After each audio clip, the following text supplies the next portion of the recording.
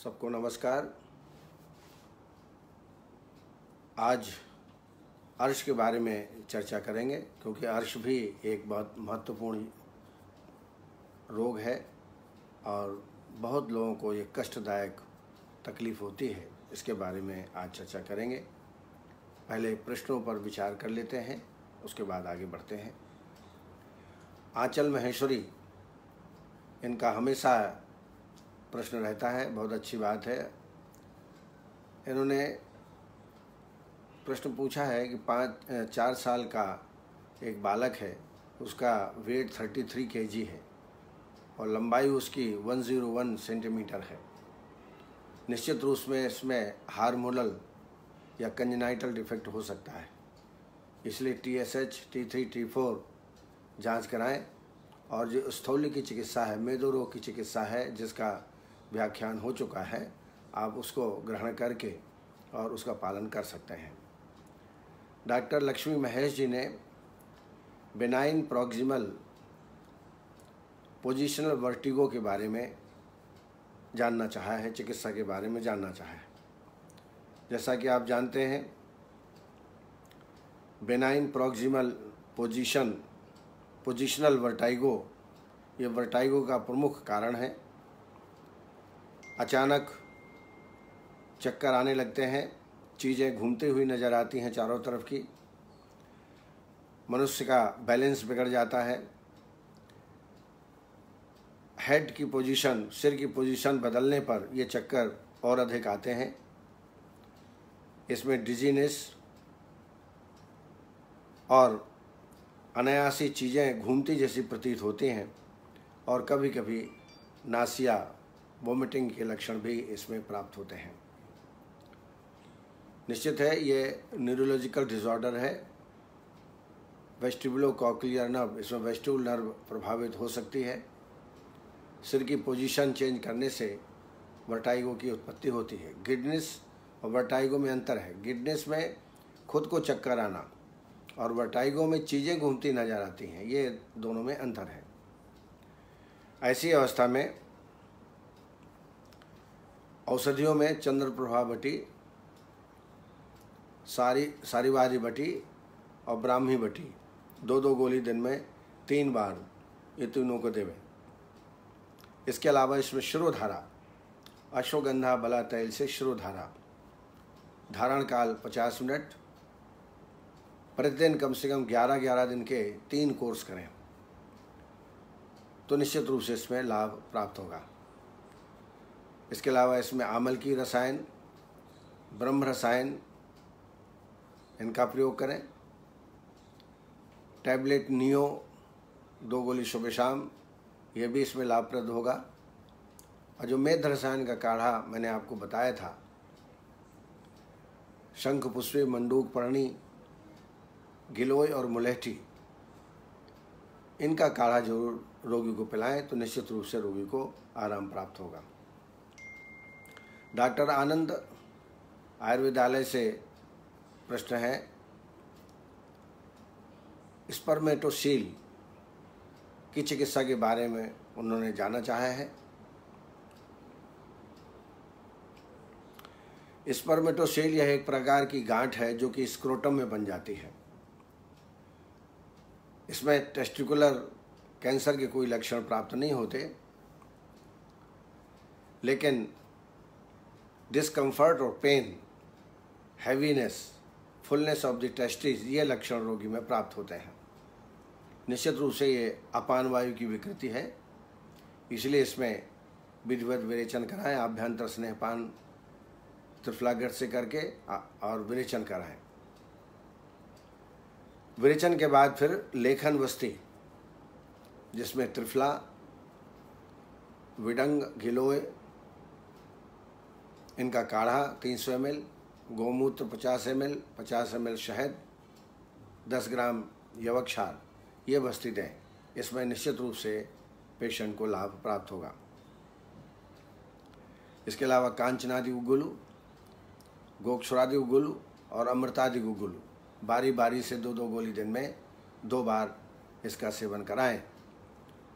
और बार बार स्क्रोटम को दबाना नहीं चाहिए, उससे इन्फ्लेमेशन जो सूजन है वो बढ़ सकती है, ये ध्यान रखें। चोट न लगे ये भी ध्यान रखें। जब आप स्कूटर साइकिल चलाते हैं तो ध्यानपूर्वक आपको चलाना चाहिए। डॉक्टर विनोद मित्तल ने एवियन फीवर ग्रेड 2 और 3 के ट्रीटमेंट के बारे में पूछा है। Avian tumour, avian femur, avascular necrosis of the femoral head,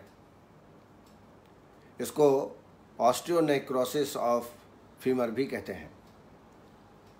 stage 2 में it can be seen regular x-ray but there is no collapse of the femoral wall, जबकि स्टेज 3 में shows sign of the collapse on X-ray, also called क्रिस्टिटिज्म। ये व्याधि बड़ी तकलीफदेह होती है, चलने में रोगी को कष्ट होता है और असाध्य स्वरूप की व्याधि होती है। इसमें तिक्त प्रधान औषधियों से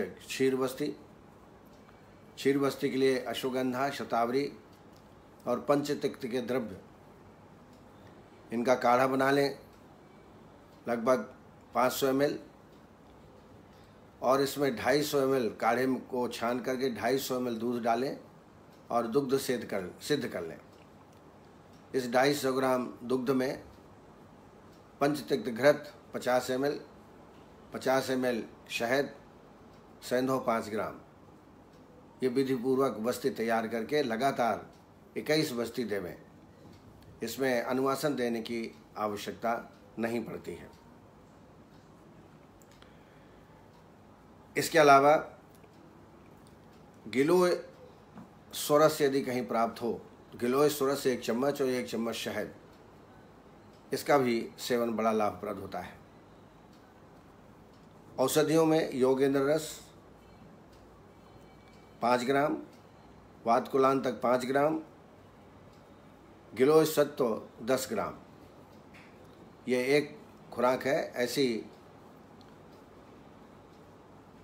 60 पुड़ियाँ इसकी बना लीजिए। 1 पुड़िया सुबह शाम को च्यवनप्राश या ब्राह्मी रसायन के साथ पेशेंट को देवें।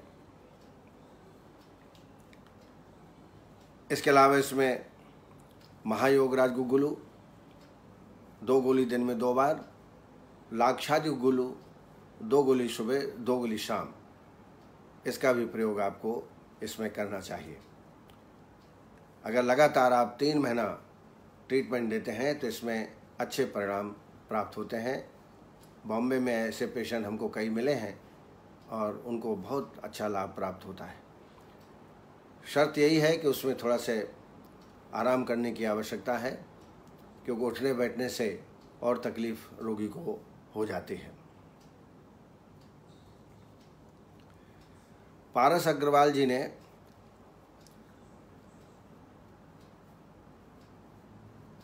नहीं, उसके पहले मोनिका शैलेश जी ने सियाटिका के ट्रीटमेंट के बारे में पूछा है। सियाटिका के ट्रीटमेंट,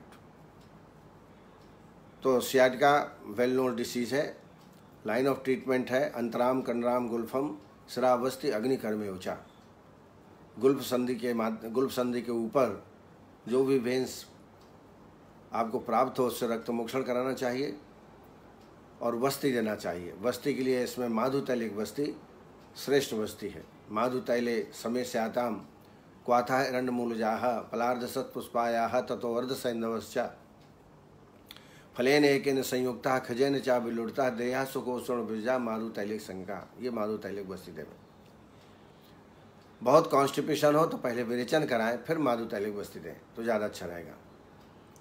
इसके अलावा कटी प्रदेश में L4 L5 के चारों तरफ उड़द दाल का घेरा बना के कटी वस्ती करें सहचर तेल से या 10 मूल तेल से, और फॉलोड बाई पत्रपिंड श्वेत। यह प्रक्रिया करेंगे तो निश्चित रूप से लाभ प्राप्त होगा। 10 मूल क्वाथ सूखा आप काढ़ा बना लीजिए 30 ml, और उसमें 1 चम्मच निशोथ डाल करके प्रतिदिन प्रातः खाली पेट में लेवें। इससे भी 21 दिन के प्रयोग से बहुत अच्छा लाभ प्राप्त होता है।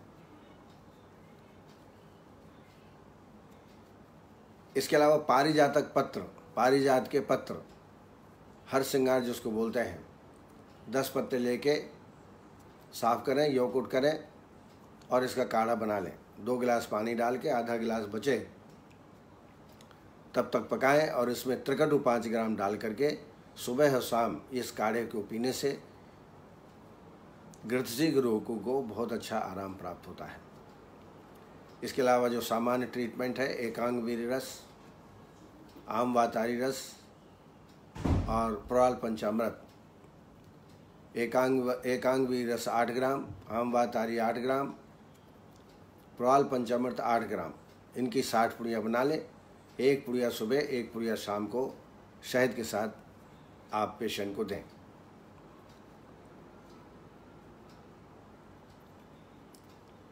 Doctor K. N.. गंगवार जी ने एक्यूट एमआई के बारे में पूछा है।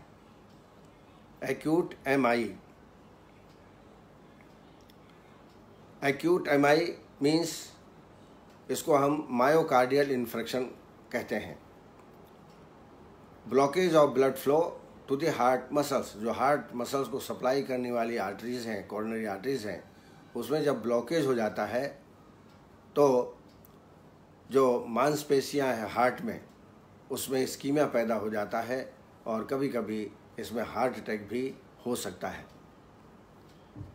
तो निश्चित रूप से इसमें लाइफ स्टाइल आपको चेंज करनी पड़ेगी।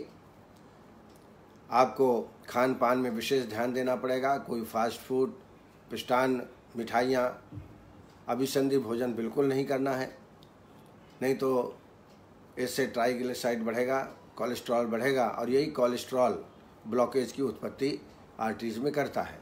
तो ये परहेज आपको इस रोग में करना पड़ेगा। डेली व्यायाम, योगाभ्यास और वॉकिंग ये बहुत ज़रूरी है। एक योग बताया था मैंने, बहुत प्रचलित है, वायरल भी है ये। 100 ग्राम लहसुन रस, 100 ग्राम अदरक का रस, 100 ग्राम नींबू का रस और 100 ग्राम ही एप्पल का सिरका। लहसुन, अदरक, नींबू और सेव का सिरका प्रत्येक 100-100 ग्राम ले लीजिए, मिला लीजिए एक में, धीमी आंच में पकाइए, 200 ml शेष रह जाए तब तक। फिर इसको जब ठंडा हो जाए तो 200 ग्राम शहद मिला दीजिए और फिर इसको सुरक्षित रख लीजिए। शीशी, कांच की शीशी हो उसमें सुरक्षित रखिए। 1 चम्मच सुबह, 1 चम्मच शाम को खाली पेट में दोनों टाइम इसका प्रयोग करें तो निश्चित रूप से जो ब्लॉकेज है वो आगे नहीं बढ़ता और रोगी ठीक होने को उद्यत होता है। तो ये प्रयोग करें। इसके अलावा हृदयाणु रस 8 ग्राम, योगेंद्र रस 4 ग्राम और नागार्जुनाभ रस 8 ग्राम। हृदयाणु रस 8 ग्राम, योगेंद्र रस 4 ग्राम, नागार्जुनाभ रस 8 ग्राम, इनकी 60 पुड़ियाँ बना लें। 1 पुड़िया सुबह शाम शहद के साथ पेशेंट को देवें और गर्म पानी का ही वो सेवन करें, ये उनको निर्देश देना चाहिए। बाहर की चीज़ें, फास्ट फूड वगैरह बिल्कुल नहीं खाना है। दशमूलारिष्ट और अर्जुनारिष्ट 2-2 चम्मच, इनका भी प्रयोग भोजन के बाद आप कर सकते हैं।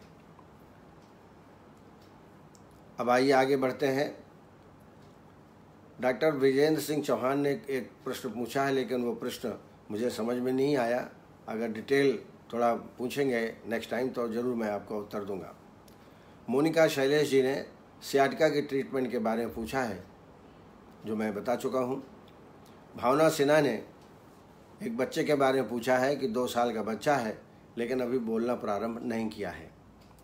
आयु बढ़ेगी, बोलना प्रारंभ करेगा, लेकिन इसमें टैबलेट नियो, अग्नितुंडी बटी, शुद्ध शिलाजीत, इनका प्रयोग आप पेशेंट में कर सकते हैं। शुद्ध शिलाजीत 125 मिलीग्राम दूध में घोलकर बच्चे को पिलाएं। नियो गोली यदि न निकल पाए तो उसको पीस करके 1 गोली सुबह शाम को देवें। साथ में 1-1 बूंद अणु तेल भी नस करें सुबह और शाम को। और एक योग है जो आप बना सकें, अकरकरा, 50 ग्राम ले लीजिए, वचा 50 ग्राम और मुलैठी 50 ग्राम। अकरकरा, वचा और मुलैठी बराबर मात्रा में लेके एकदम बारीक चूर्ण कर लीजिए और इसको शहद में अच्छा मिला करके लगभग 2 ग्राम की मात्रा शहद में मिला के चटा दीजिए या दुग्ध मिलाकर रोगी को, बच्चे को पिलाइए। तो इससे भी रोगी को, पेशेंट को अच्छा लाभ प्राप्त होगा, वो जल्दी बोलना प्रारंभ कर देगा। डॉक्टर पारस अग्रवाल ने, कोई पेशेंट है उनकी, 14 साल की फीमेल है, लड़की है, उसको इक्थियोसिस वॉल्गैरिस एंड कीटोसिस पिलर्स नाम की व्याधि है बचपन से ही। तो क्या ट्रीटमेंट देना चाहिए, ये उन्होंने पूछा है। तो ये एक प्रकार की जेनेटिक स्किन की प्रॉब्लम है। इसमें मुख्य रूप से स्केलिंग ऑफ स्किन हो जाती है, बार बार स्केलिंग होती है। पाम एंड सोल्स में भी इसका इफेक्ट ज़्यादा होता है और आउटर स्किन लेयर जो होती है वो बड़ी मोटी हो जाती है। समर में इसमें रोगी में आराम मिलता है, लेकिन जैसे ही विंटर आता है वैसे ही तकलीफ ज़्यादा बढ़ जाती है। और जहाँ जहाँ स्किन फोल्ड होते हैं वहाँ ये रोग ज़्यादा मिलता है, जैसे नेक, आर्म पिस्ट, एल्बो और नी जॉइंट, इनमें ये रोग ज़्यादा प्राप्त होता है। तो निश्चित है ये स्किन से संबंधित, त्वचा से संबंधित व्याधि है, तो कुष्ठ के अंतर्गत ही हम इनको, ये रोग को रखेंगे। तो इसमें निश्चित रूप से आप पहले संशोधन कराएं, वमन कराएं, आभ्यंतर स्नेहपान पंचतत्व घृत से, और वमन जैसे मैं कई बार बोल चुका हूँ। उसके बाद फिर आभ्यंतर स्नेहपान करके विरेचन कराएं। विरेचन करने के बाद जो वस्ती है, वस्ती भी अनुवासन और निरूह क्रमशः देना है। अनुवासन तो आप त्रिफला घृत से दे सकते हैं, और निरूह के लिए तीक्ष्ण वस्ती, जिसमें कुटकी, मदनफल, हिरण्यमूल, यवक्षार, गोमूत्र आदि का संयोग हो, ऐसी वस्ती बना के इस पेशेंट में देना चाहिए। शोधन के पश्चात फिर संशमन ट्रीटमेंट आपको करना है। इसमें स्वर्णमाक्षिक भस्म 10 ग्राम, तालकेश्वर रस 5 ग्राम, गिलोय सत्व 10 ग्राम, इनकी 60 पुड़ियाँ बना लें। 1 पुड़िया सुबह शाम शहद के साथ दें। आरोग्यवर्धनी और कैशोर गुगुलू 2-2 गोली दिन में 2 बार पेशेंट को दें। लगाने के लिए करंज और नींब दोनों तेल मिला लें और इसका दिन में 2-3 बार पेशेंट को लगाएं। डॉक्टर विनोद मित्तल ने एक जिज्ञासा प्रकट की है कि एवीएन ऑफ फीमर और उरुस्तम के लक्षण मिलते जुलते हैं। आप कभी भी ट्रांसलेशन करने का प्रयास न करें, क्योंकि कभी भी समान नहीं मिल पाते। एवीएन फीमर बिल्कुल अलग है और उरुस्तम के लक्षण और उसकी संप्राप्ति बिल्कुल भिन्न है। डॉक्टर अर्चना वर्मा जी ने शैया मूत्र, बच्चों में ये कठिनाई होती है कि वो रात्रि में शैया मूत्र कर देते हैं। निश्चित रूप से उनका कंट्रोलिंग पावर कम है, इसलिए इसमें कुचला की योग देना लाभप्रद होता है। शुद्ध कुचला भी दे सकते हैं, न अन्यथा नियो टैबलेट जो चरक की आती है, उसको अगर बहुत छोटा है 2 साल से, तब तो पीस के दें। अन्यथा 5 साल का लड़का है तो आप 1 गोली सुबह 1 गोली शाम को दे सकते हैं। इसके बाद शंखपुष्पी सिरप 2.5 ग्राम दिन में 3 बार सेवन कराएं और शिरस तर्पण कराएं। शिरस तर्पण में अभ्यंग या पिचु धारण करा सकते हैं। नस्य इंद्रिय वर्धक तैल 2-2 बूंद या 1-1 बूंद वायु के अनुसार से, आयु के अनुसार से आप इसको दें, तो निश्चित रूप से रोगी को लाभ प्राप्त होगा। डॉक्टर मृत्युंजय गनीजर ने मदन फल पिपली के बारे में थोड़ा जानना चाहे। मैं आपको ज़रा विस्तृत बता दूं कैसे बनाना है। जिस दिन वमन कराना है उसके 1 दिन पहले बमन कल्प आपको तैयार करना है। इसके लिए कोई भी बमनोपग जैसे नींब छाल, पटोल पत्र, मुलैठी, रोगानुसार, यदि कफज रोग है तो मुलैठी, पैत्तिक रोग है तो पटोल पत्र और त्वचा के रोग है तो नींब छाल, इनका काढ़ा आप 100 ml बना लें। 100 ml, तीनों में से कोई रोगानुसार आप 100 ml काढ़ा बना लें। काढ़ा बन जाए, छान लीजिए। इसमें मदन फल पिपली 12 से 15 ग्राम अंतर्नख मुष्टि का प्रमाण है। ये हम लोगों ने देखा है, तो 12 से 15 ग्राम की मात्रा आती है। तो 15 ग्राम की मात्रा मदन फल पिपली कलेक्ट कर लें। लगभग आधा किलो मदन फल आपको लाना पड़ेगा, तब अच्छी मदन फल पिपली आपको प्राप्त होगी, क्योंकि जो काली काली होती हैं वो ही लाभप्रद होती हैं। जो पीली और सड़ी हुई हो उनको नहीं डालना चाहिए। तो 15 ग्राम मदन फल पिपली ले लीजिए और उसको यौकुट कर लीजिए। यौकुट करना भी कठिन काम है, बड़े मुश्किल से होती है, लेकिन आप खलबट्टे में यौकुट कर लीजिए और इस मदन फल जो यौकुट पिपली है उस काढ़े में डाल के रख दीजिए, उसमें भिगो दीजिए। रात भर रखा रहने दीजिए। प्रातःकाल उसको हाथ से मसल के छान लीजिए। छानने के बाद इसमें शहद 20 ग्राम और 2.5 से 5 ग्राम सेंध और लवण डाल करके ये मदन फल कल्प आपका तैयार होगा। इसका आप प्रयोग कर सकते हैं। डॉक्टर हरिओम कुलशेष जी ने केलॉइड्स के ट्रीटमेंट के बारे में पूछा है। एक्चुअली जब कोई स्कार हो जाता है इंजरी की वजह से या जल जाने की वजह से, तो उस स्कार में इर्रेगुलर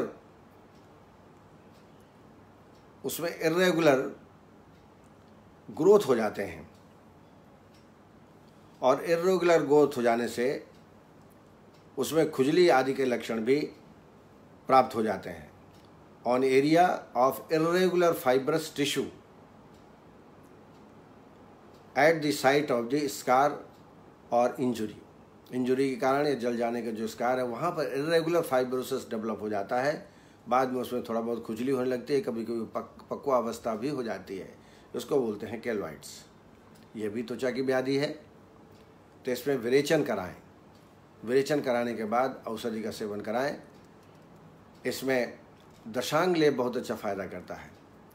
दशांग लेप 20 ग्राम ले लें, आधा कप पानी और उसमें 1 चम्मच घृत मिला करके लेप तैयार करें और इस लेप को केलॉइड्स में लगाएं। इससे जल्दी लाभ प्राप्त होता है। इसके अलावा कैशोर गुगुलू, अमृतादि गुगुलू, आरोग्यवर्धनी, इनका समय समय पर सेवन कराएं। पंचनिम्बबटी का रोल भी इसमें अच्छा है। तो ये लगातार यदि ट्रीटमेंट आप 1 माह 2 माह तक करते हैं तो केलॉइड्स बिल्कुल साफ हो जाता है। गुरुप्रीत कौर, उन्होंने कॉन्स्टिपेशन में कौन सी हरड़ देना चाहिए। कॉन्स्टिपेशन में हमेशा छोटी हरड़ का प्रयोग करते हैं। मैं सलाह दूंगा कि इसको एरंड में भूंज लीजिए, इसलिए इसका नाम पड़ गया एरंड भ्रष्ट हरीर की। अरंडी तेल में भूंज लीजिए और फिर बारीक चूर्ण इसका बनाएं। आधा चम्मच देने से प्रातःकाल 1 या 2 बार मोशन हो जाते हैं। और इससे सबसे बड़ी बात है कि आदत नहीं पड़ती, एडिक्शन क्रिएट नहीं करती। इसलिए छोटी हरड़ का प्रयोग कॉन्स्टिपेशन में भोजन के 2 घंटे बाद इसका प्रयोग करना चाहिए। संदीप पटवा जी ने पूछा है, लसोन क्षीर कैसे बनाते हैं। लसुन का क्षीर, लसुनाद से सिद्ध क्षीर, जैसे हृदय रोग में, गुल्म रोग में इसको प्रयोग किया जाता है।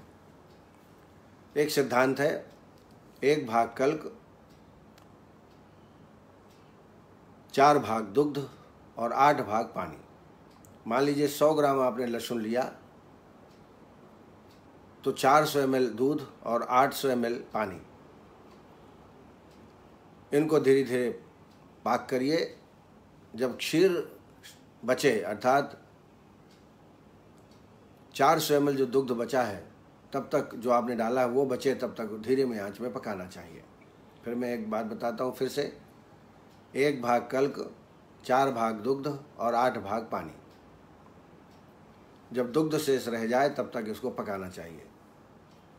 इस प्रकार से लहसुन सिद्ध खीर तैयार कर सकते हैं। ये गुल्म रोग में, उदर रोग में और हृदय रोग में बहुत ही प्रभावी चिकित्सा है ये। डॉक्टर शलाका मोहरीन ने हाइटस हर्निया के बारे में पूछा है। हाइटस हर्निया ये अचानक जब आमाशय का पाइलोरिक इंड बंद होता है और ऊपर कार्डियक इंड खुलता है और अचानक कॉन्ट्रैक्शन होता है, तब डायफ्राम की मदद से ऊपर की ओर आमाशय में स्थित द्रव्य बाहर निकलते हैं। इसको बोलते हैं hiatus hernia, a condition in which part of the stomach pushes up through the diaphragm muscles. और निश्चित है ये ऊर्ध्वगति होती है, आपको अधोगति करना है। तो इसमें आपको ज़्यादा अगर सीरियस है तो पहले चिकित्सा के द्वारा उसको शांत करें, सूत शेखर रस, मयूर पिच्छ भस्म आदि दे करके, और फिर इसमें विरेचन कराएं। अगर विरेचन कराना संभव ना हो तो पंचतिक्त घृत 15 ml संशमन के रूप में भोजन के आधा घंटे पहले दोनों टाइम सुखोष्ण करके अनुपान उष्ण जल इसका पान कराएं। इससे बहुत लाभ प्राप्त होगा। और डेली एरंड भ्रष्ट हरित की रात को डेली देवें। ये एरंड भ्रष्ट हरित की ना हो तो अमलतास का गूदा 20 ग्राम लेके काढ़ा बना लें, 4 कप पानी डाल के 1 कप शेष रहने तक, और रात के 2 घंटे भोजन के बाद 2 घंटे बाद आप इसका सेवन कराएं। और अन्यथा यदि पेशेंट तैयार है, काउंसलिंग किया है आपने, तो विधिवत आभ्यंतर स्नेहपान करने के पश्चात विरेचन कराएं, तो ये रोग ठीक हो सकता है। अब आइए उन चिकित्सकों का नाम मैं लेना चाहूँगा जो निरंतर इस कार्यक्रम को देख रहे हैं और उनके फ़ोन भी आते हैं। अभी डॉक्टर जायसवाल का फ़ोन आया था, वो रोज़ाना ये कार्यक्रम को देखती हैं। बहुत अच्छा लगा। और थोड़ा सा प्रश्न जरूर करें। और जो पंचकर्म चिकित्सक हैं वो निश्चित रूप से पंचकर्म से संबंधित एक प्रश्न डेली करें, तो उससे क्या होगा कि दूसरे लोगों को भी लाभ प्राप्त होगा, और जो पंचकर्म इस समय नहीं करा रहे हैं वो भी पंचकर्म कराने के लिए उद्धृत होंगे। ये क्रम हो जाने के बाद पंचकर्म का स्लाइड प्रेजेंटेशन मैं करूँगा, जिससे आपको पंचकर्म में जो कोई तकलीफ़ आती हैं वो बिल्कुल आपको नहीं आएंगी। ओपीडी स्तर में क्या कर सकते हैं, आईपीडी स्तर में क्या कर सकते हैं, पंचकर्म सेंटर कैसा होना चाहिए, कैसे इंस्ट्रूमेंट होना चाहिए, कितनी जगह होना चाहिए, क्या चार्ज लेना चाहिए, इसके बारे में बाद में चर्चा करेंगे। मैं डॉक्टर JN नौटियाल, जो हमेशा उत्साहवर्धन करते रहते हैं, सुनील रतौरी जी, गवर्नमेंट सर्वेंट होने के बावजूद पंचकर्म का काम बहुत अच्छी तरह से कर रहे हैं, एकता तिवारी जी, उत्कर्ष वर्मा जी, सत्येंद्र कुमार तिवारी जी, दिनेश मालवी जी, विजय सरवंथी जी, हर्षवर्धन, ये अच्छे मित्र हैं हमारे, तिरुपति के रहने वाले हैं,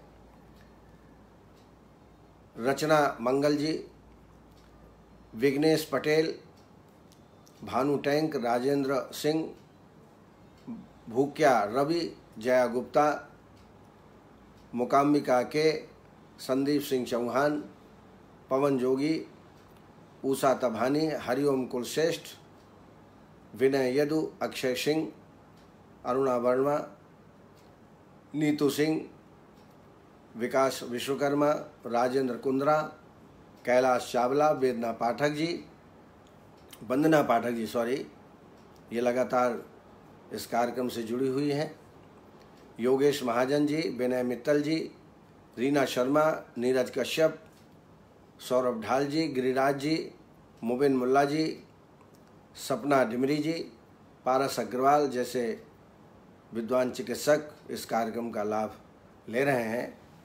मैं हृदय से उनको धन्यवाद देना चाहूँगा।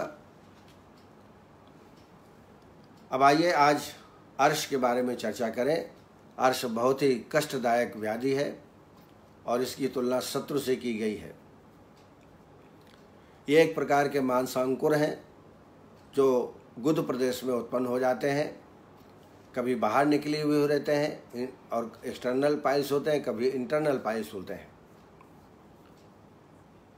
अन्य स्थानों में जो मांसांकुर होते हैं उनको अधिमांस कहते हैं, और जो गुदा में होते हैं उनको ही अर्श कहते हैं। यह महाव्याधि है और अष्ट महागध में इसको गिना जाता है। मांसकीलिका गुद मार्ग में अवरोध उत्पन्न करके अरिवत वेदना उत्पन्न करती है। अरिवत प्राणिने, आरी के समान वेदना। अरिवत प्राणों, जैसे कोई आरी से चीरता है वैसा दर्द इसमें होता है। निदान के रूप में गुरु मधुर, शीत, विदाही, वृद्ध आहार का सेवन निरंतर करता रहता है। अजीर्ण अवस्था में भोजन करना, असाध में भोजन करना, मांस का प्रतिदिन सेवन करना, खीर, मालपुआ आदि का सेवन करता नित्य करते हैं ऐसे व्यक्ति। उचित संशोधन नहीं, शोधन ढंग से नहीं कराया तो भी अर्श रोग हो सकता है।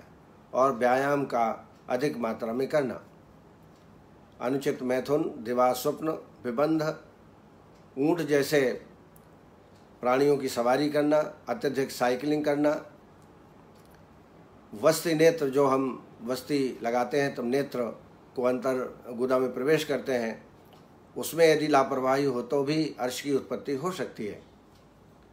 और अत्यधिक प्रवाहन, मल प्रवृत्ति के समय प्रवाहन करने की कई लोगों को आदत होती है, उनको निश्चित रूप से अर्श की उत्पत्ति हो सकती है। विषम प्रसव और आम गर्भपात, ये मुख्य कारण अर्श के बताए गए हैं। भेदों में मुख्यतः दो प्रकार के हैं। सहज अर्श, जो बीज दुष्टि के कारण उत्पन्न होते हैं, ये दो प्रकार का है। माता पिता का अपचार और दूसरा पूर्व जन्म कृत, ये दो प्रकार के सहज अर्श कहलाते हैं। चिकित्सा भेद से दो ही प्रकार के भेद आचार्य चरक ने बताए हैं, आर्द्र और शुष्क अर्श। आर्द्र और शुष्क अर्श। आर्द्र अर्श ये पित्त और रक्त के कारण होता है, और जो शुष्क अर्श है वो वात और श्लेष्म। वात श्लेष्म और उबलान्य आयु शुष्कन्य अर्शांसी तद्विताः प्रस्रावणी तथा अद्राणी रक्त पित्तोर्बलानी चौ, वो रक्तज होता है। दोषानुसार इसके भेद आचार्यों ने किए हैं। वातज, पित्तज, कफज, त्रिदोषज, द्विदोषज और रक्तज, इस तरीके से 7 प्रकार के भेद आचार्य चरक ने किए हैं। प्रयास करें कि इनका डायग्नोस करें, तभी ट्रीटमेंट अच्छा होता है। और अगर वातज पित्तज न पता लगा सकाएं तो शुष्क और आर्द्र, इसकी जानकारी तो आप प्राप्त ही कर सकते हैं। वातज अर्श के लक्षण हैं, ये शुष्क स्वरूप होते हैं, चुनचुनाहट होती है, कड़े, खुरदरे और खजूरवत, बेर, करपास, कदम्ब के पुष्प, इनके समान इनकी रचना होती है। उष्ण स्निग्ध से लाभ होता है। अगर उष्ण और स्निग्ध चीज़ें दी जाएं तो इसमें लाभ होता है। छींक भी आती है। इसके अलावा उद्गार, मलावरोध, हृदपीड़ा, अरोचक, कास और श्वास, और बहुत कम मात्रा में मल की प्रवृत्ति होती है। पैतृक अर्श का लक्षण, मांसांकुर के मुख नीला, लाल, पीला एवं काला वर्ण के होते हैं। दुर्गंधित रक्तस्राव होता है, गुदपाक होता है, दाह, ज्वर, स्वेदाधिक्य, तृष्णा अधिक्य, मूर्छा और मल पतला और पीला निकलता है।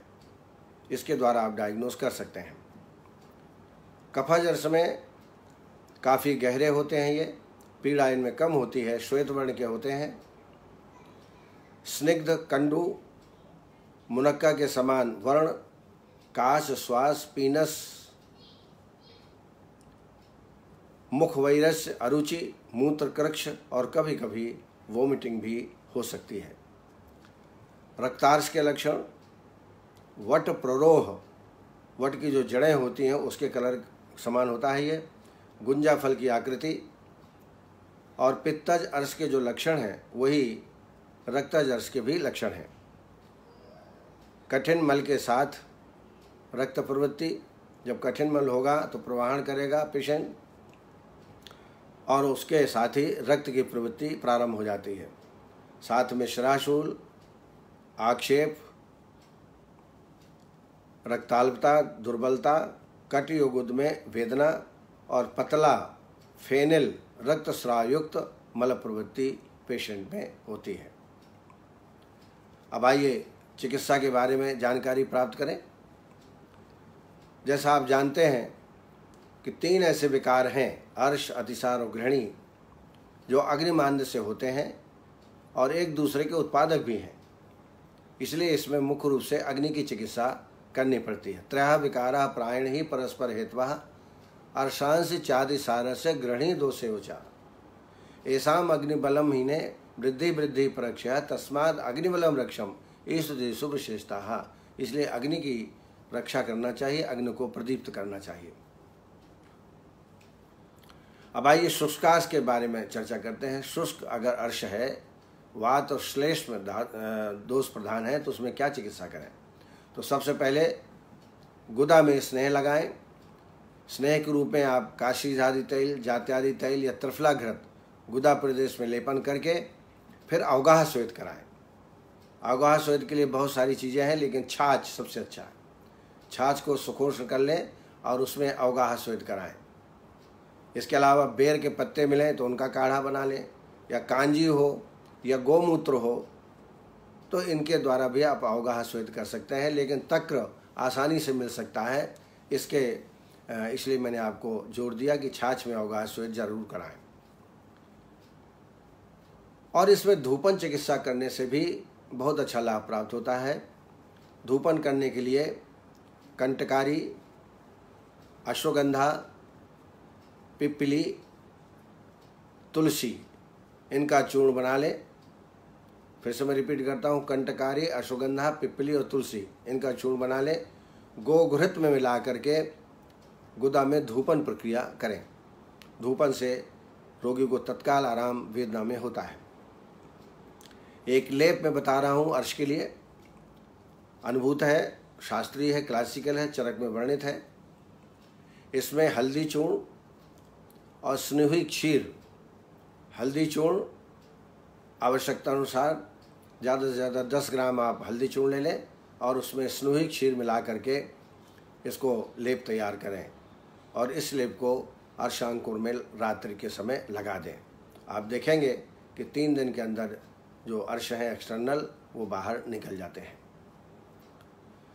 अगर मंदाग्नि हो, और होता ही है रोग में, मंदाग्नि होने पर हरड़ चूर्ण, छोटी हरड़ चूर्ण 5 ग्राम चूर्ण बना लें इसका, और पुराना गुड़ 5 ग्राम बराबर मात्रा में दोनों मिला करके प्रातः खाली पेट और सायं 6 बजे के आसपास इसका सेवन कराएं।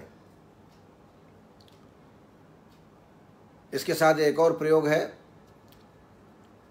दीपन के लिए, अग्नि प्रदीप्त करने के लिए। हरड़ चूर्ण तक्र के साथ सेवन कराएं। 5 ग्राम हरड़ और 100 ml तक्र सुबह शाम खाली पेट में, या त्रिफला चूर्ण और तक्र, ये भी एक योग है। और एक और महत्वपूर्ण योग है पंचकोल चूर्ण और तक्र। पंचकोल चूर्ण 5 ग्राम, तक्र लगभग 100 ml के आसपास, दोनों टाइम खाली पेट में सेवन कराएं। ये वात कफज में बहुत ही श्रेष्ठ चिकित्सा है। और तक्र तो अमृत कहा गया है वात कफज अर्श के लिए। इसका प्रयोग अनुपान के रूप में और वैसे ही इसका प्रयोग आप कर सकते हैं।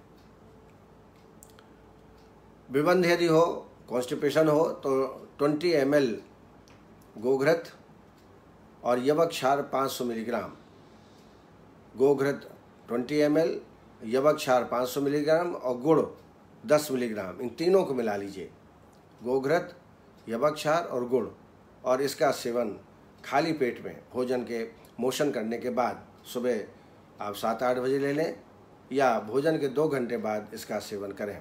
इससे विबंध धीरे धीरे जाता रहेगा, क्योंकि परगेटिव मेडिसिन देंगे तो कई बार तकलीफ हो जाती है रोगी को।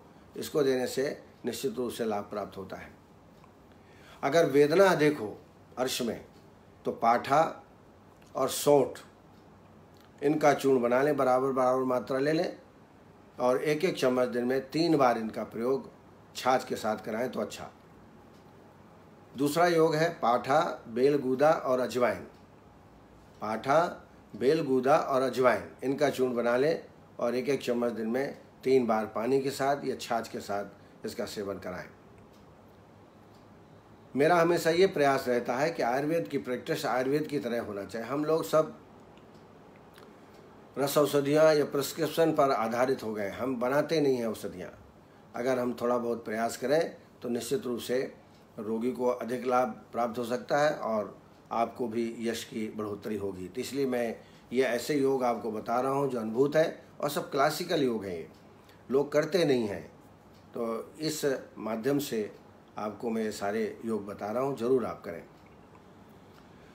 अनुलोमन के लिए, वायु का अनुलोमन करने के लिए सौंठ, सैंधव और गुड़ 5 ग्राम, सौंठ सैंधव 2.5 ग्राम और गुड़ 5 ग्राम मिला करके इसका प्रातः एवं सायं सेवन करें। इससे अनुलोम होगा, वायु ऊर्ध्वगति नहीं होगी, अपान वायु को अनुलोमन होगा, नीचे गुद मार्ग से बाहर निकलेगी। घृत भारजित हरिद्रा, घृत भारजित हरड़, छोटी हरड़, ये मैं हमेशा आपको कहता हूँ, आप एरण्य तैल में इसको भूंज लीजिए और आधा चम्मच हरड़ रोज आना यदि रात में लेते जाएं तो इसमें मोशन भी होता है, साथ साथ में दीपन पाचन भी होता है। अन्यथा एक ये योग और मैं बता रहा हूँ आपको, घृत में भुनी हरड़ 5 ग्राम, निशोथ 5 ग्राम और दंती मूल 5 ग्राम, 3 चीज़ें हैं, हरड़, निशोथ, दंती मूल 5-5 ग्राम लेके बारीक चूर्ण कर लें और एक एक चम्मच दिन में 2 या 3 बार इनका सेवन कराएं, भोजन के 2 घंटा पहले या 2 घंटा बाद में। अनुवासन वस्ती के बहुत आश्चर्यजनक लाभ वात कफज अर्श में अर्थात शुष्क अर्श में प्राप्त होता है। अनुवासन वस्ती सहीचर तेल से या त्रिफला घृत से आप दे सकते हैं। निरूह के रूप में एक अनुभूति योग में निरूह वस्ती के बताता हूँ, वो आप जरूर करें।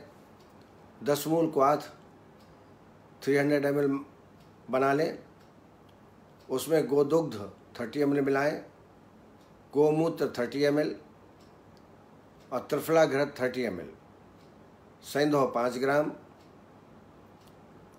और मदन फल मिलाएं। मदन फल कल्क के रूप में बताया गया है, लेकिन यदि कल्क का प्रयोग नहीं कर पाते हैं तो 10 मूल काढ़े में ही 2 मदन फल डाल करके काढ़ा बना लीजिए। तो 10 मूल और मदन फल का काढ़ा 300 ml, गोमूत्र 30 ml, गोदुग्ध 30 ml और त्रिफला घृत 30 ml, सैंधव 5 ग्राम विधिवत वस्ती बना के ये निरूह वस्ती देवें। इससे आप देखेंगे 4-5 वस्ती देने के बाद ही रोगी को नॉर्मल मोशन होने लगता है, वेदना की शांति हो जाती है। अब आइए रक्तार्श आर्द्र अर्श के बारे में चर्चा करेंगे, उसकी चिकित्सा के बारे में। जैसा आप जानते हैं, स्निग्ध शीतम हितम वाते रूक्ष शीतम कफानुगे चिकित्सम इदम तस्माद संप्रदाय प्रयोजित। तो आर्द्र अर्श जो होता है 2 प्रकार का अनुबंध होता है, उसमें एक कफानुबंधी, पित्तानुबंधी। बेसिक रूप से वो पैत्तिक और रक्तज अर्श है, लेकिन अनुबंध के रूप में वात या कफ की लक्षण मिलते हैं। तो ये आपको वहाँ परीक्षण जरूर करना है। अगर वातानुबंध है आर्द्र अर्श तो वहाँ पर आपको स्निग्ध शीत चिकित्सा करनी पड़ेगी, स्निग्ध और शीत। यदि कफानुबंध है तो रूक्ष शीत द्रव्यों का प्रयोग आपको करना है। प्रारंभ में रक्त को न रोकें, क्योंकि प्रारंभ में जो रक्त है वो दूषित होता है, उसको रोकने से अनेक प्रकार की व्याधियाँ हो सकती हैं। लेकिन अब 3-4 दिन हो गया हो रक्तस्राव का, तो ये समझ लें कि दुष्ट रक्त निकल गया है। तब आप इसमें कुटज छाल, सौंठ, इन दोनों को बराबर मात्रा ले लें 20-20 ग्राम और इसका काढ़ा बना लें 100 ml। और इस काढ़े में घृत 20 ग्राम, शुद्ध घी 20 ग्राम डाल लें, गोघृत हो तो अच्छा। इसको सुबह शाम पिलाएं खाली पेट में तो निश्चित रूप से रक्तस्राव तुरंत बंद हो जाता है। कुटच छाल देखने में लगता है कि कोई स्तंभन औषधि नहीं है, कैसे होगा, पर आप करके देखिए लाभ। क्यों, कुटच जो स्तंभक है भी, सोंठ दीपन पाचन है, घृत जो है पित्तनाशक है। तो कुटच छाल सोंठ का काढ़ा बना लें, 20-20 ग्राम मात्रा लेकर यौकुट करके, और उसमें 20 ग्राम घृत डालें इस काढ़े में, और दोनों टाइम खाली पेट में पिलाएं। दूसरा प्रयोग है रक्त रोकने के लिए अनार का छिलका, सोंठ और रक्त चंदन, ये बराबर बराबर मात्रा में यौकुट कर लें। एक मात्रा 20 ग्राम लें, 4 कप पानी डालें, 1 कप जब बचे तब तक पकाएं। इस 1 कप काढ़े में घृत 20 ग्राम शुद्ध घी डाल करके सेवन कराएं। तो दूसरा प्रयोग है अनार का छिलका, सोंठ और रक्त चंदन। चावल जब हम धोते हैं, चावल का जो धोवन होता है वह भी रक्त स्तंभक होता है। चावल का धोवन शहद मिला करके रोगी को पिलाएं, इससे भी तत्काल लाभ प्राप्त होता है। इसके अलावा दारू हल्दी, चिरायता, मोथा और यवासा। दारू हल्दी, चिरायता, नागर मोथा और यवासा बराबर बराबर मात्रा लेकर के कपड़ चूर्ण तैयार करें। कपड़ छन चूर्ण, बहुत बारीक चूर्ण तैयार करें, और 1-1 चम्मच दिन में 3 बार पानी के साथ देने से तुरंत रक्त बंद हो जाता है। ज़्यादा वेदना हो रही हो तो खट्टे अनार का रस करीब 30 ml ले लें, उसमें यवक क्षार 500 मिलीग्राम मिलाएं, और गोघृत 20 ml। खट्टे का अनार रस आधा कप करीब 30 ml, यवक क्षार 500 मिलीग्राम, गोघृत 20 ml। यह भी तुरंत सद्यः लाभकारी है, वेदना में तत्काल आराम प्राप्त होता है। काला तिल और मक्खन। काला तिल और मक्खन, काला तिल 5 ग्राम, मक्खन 5 ग्राम पीस करके चटनी जैसा सेवन करें, इससे भी तत्काल रक्त बंद हो जाता है, वेदना में भी आराम होता है। नाग केसर और मक्खन, नाग केसर चूर्ण और मक्खन, नाग केसर 5 ग्राम, मक्खन 5 ग्राम, दोनों को मिला करके दोनों टाइम सेवन कराएं, इससे भी रक्त बंद हो जाएगा, जलन भी बंद हो जाएगी। रक्त की प्रवृत्ति जहाँ भी होती है वहाँ पिच्छावस्ती देने का भी प्रावधान है। पिच्छावस्ती के लिए धनवांकुर, शालमली, बेर के पत्ते, ये तीनों मिल जाए तो अच्छा, नहीं तो एक ही मिले, उनको काढ़ा बना करके इसमें शहद मिलाना है। वदरई है नागबला शेलु शालमल धन्वन अंकुराह क्षीर सिद्धो क्षौद्रता शास्त्रा पिछल संगता। जो ये मानसंग मैंने बताया, धनवांकुर, बेर, शालमली, इनका काढ़ा बना लें 400 ml, और इसमें 200 ml दूध डाल करके पकाएं। जब दूध शेष रह जाए, दूध को उतार लें, छान लें, और इसमें शहद 50 ml, पंचतिक्त घृत 50 ml डाल करके विधिवत बस्ती देवें, तो निश्चित रूप से इसमें रक्त तुरंत बंद हो जाता है। इसको बोलते हैं पिच्छावस्ती। इसके अलावा काला तिल और मुलैठी, इसका बारीक चूर्ण करके लेप तैयार करें, सोते टाइम ये लेप लगाएं, उससे भी रोगी को आराम प्राप्त होगा। रस औषधियों में आप सब जानते हैं, अर्श कुठार रस 8 ग्राम, अग्निकुमार रस 8 ग्राम, प्रवाल पिष्टी 10 ग्राम, ये तीनों मिला लीजिए और 60 पुड़ियाँ बना लीजिए। 8 ग्राम अर्श कुठार, 8 ग्राम अग्निकुमार, प्रवाल पिष्टी 10 ग्राम, इसकी 60 पुड़ियाँ बनाइए। 1 पुड़िया सुबह शाम को शहद के साथ सेवन कराएं। इसके अलावा शम शर्कर चूर्ण, ये भी बड़ा अच्छा लाभ करता है। और अविपत्तिकर चूर्ण भी, दाह लक्षण हो, जलन लक्षण हो, तो ऐसी अवस्था में अविपत्तिकर चूर्ण 5 ग्राम दिन में 2 बार दे सकते हैं।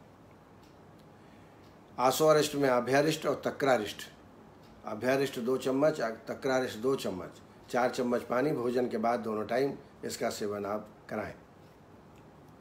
और बार बार गुदा का प्रक्षालन पंचवल्कल क्वाथ से करें तो अच्छा।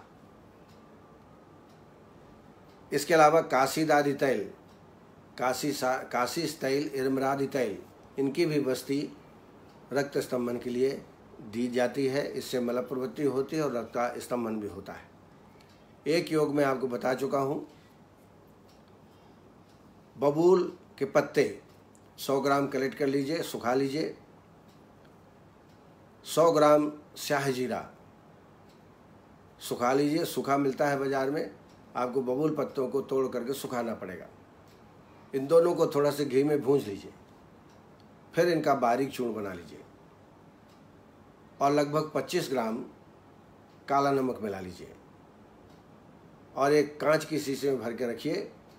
1-1 चम्मच 2 बार, दिन में 2 बार पानी के साथ आप 1 माह तक सेवन करें, आपको आश्चर्यजनक लाभ अर्श में प्राप्त होगा। फिर से बताता हूँ मैं। बबूल के पत्ते 100 ग्राम सुखा लें, 100 ग्राम स्याह जीरा डालें, इसको थोड़ा घी में भूंज लें, बारीक चूर्ण बना लें और इसमें स्वाद के अनुसार लगभग 25 ग्राम काला नमक मिलाएं और इस चूर्ण का सेवन करें। 1 महीने में आपको रिजल्ट प्राप्त होंगे। तो ये कुछ मैंने अनुभव, और हर्बल ट्रीटमेंट पर मेरा ज़्यादा आग्रह रहता है। रस औषधियाँ भी देनी चाहिए, लेकिन अगर आप काष्ठ औषधि देंगे तो निश्चित रूप से बिना साइड इफ़ेक्ट के आपको लाभ प्राप्त होगा और उसमें कोई मिलावट होने की संभावना नहीं। रस औषधियाँ तो पता नहीं वो शुद्ध हैं क्या है, आप नहीं जानते हैं, लेकिन ये काष्ठ औषधियाँ तो आप देख सकते हैं, उनका आप प्रयोग जरूर करें। चलिए आज इतना ही। कल फिर 4 बजे आपके सामने उपस्थित होंगे। बहुत बहुत धन्यवाद। नमस्कार।